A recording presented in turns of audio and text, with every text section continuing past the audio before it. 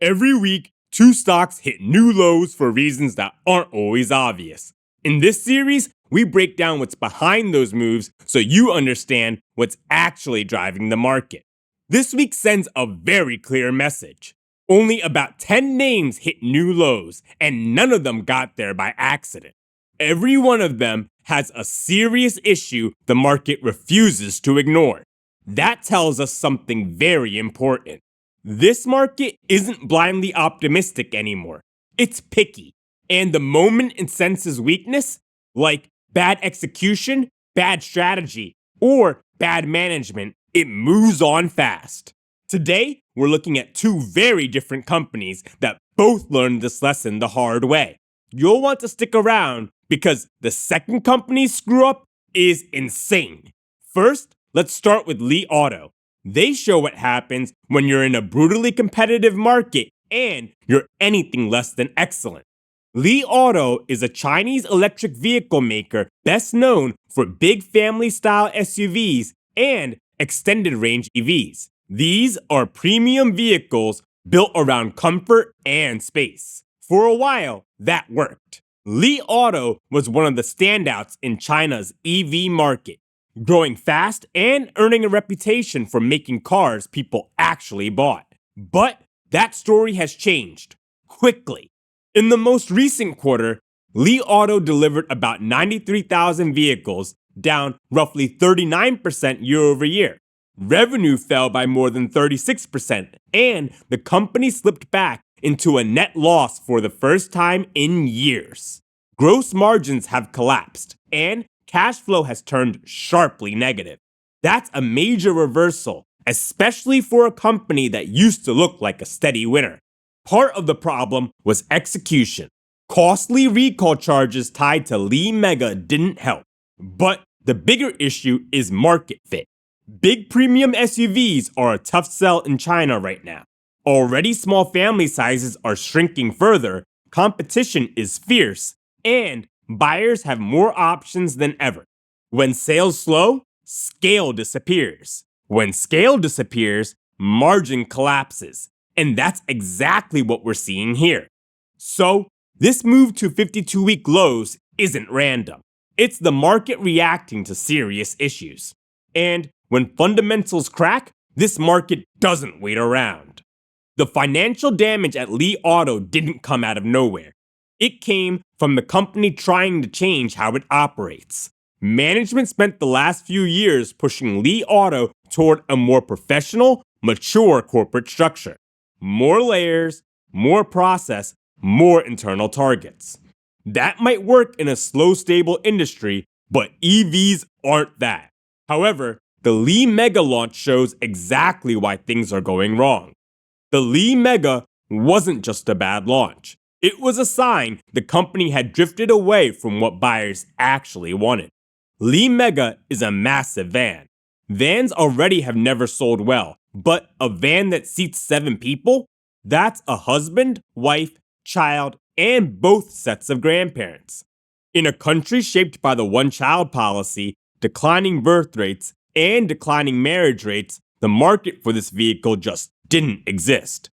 Once the Li Mega launch failed, the recall costs were just the final nail in the coffin.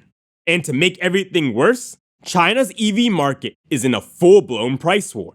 Even China's leadership has publicly urged automakers to chill. This isn't about one bad quarter, it's about a company that stopped adapting to reality. The numbers are just reflecting that. Normally, this is where we forecast growth.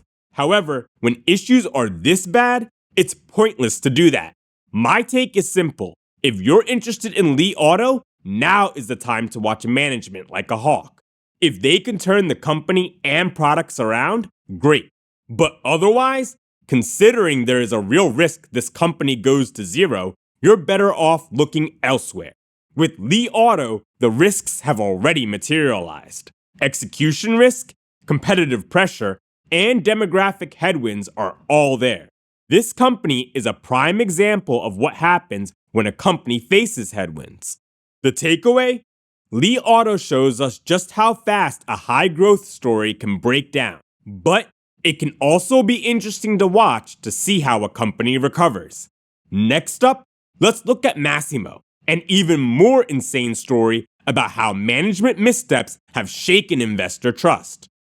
Masimo is a medical tech company best known for its patient monitoring systems, the kind hospitals rely on every day.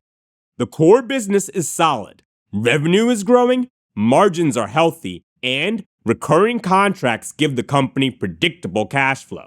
On paper, it's exactly the kind of stable, profitable business investors love. But the stock isn't acting like that. Why? Management. A few months ago, activist investors forced a major shakeup at the top. The founder and long-term CEO, Joe Kiani, was pushed off the board. That might not sound dramatic, but it sparked real concerns. Nearly 300 engineers and managers publicly said they'd leave the company if he went. Even the chief operating officer offered a conditional resignation. That's a lot of institutional knowledge walking out the door. So here's the backdrop. The business itself is strong, but the market is asking, can the new leadership actually run this company and keep growth going? And that brings us to the bigger question. How did it get to a point where engineers were threatening mass resignation? A big part of that answer is Sound United. In 2022, Masimo made what looked like a bizarre move for a medical tech company. It spent roughly $1 billion to acquire Sound United, a consumer audio business with brands like Denon, Bowers & Wilkins, and Marantz. The idea was that audio and connected consumer tech could somehow help Masimo expand into home healthcare and wearables. Some might call it ambitious. I call it completely idiotic. Investors hated it.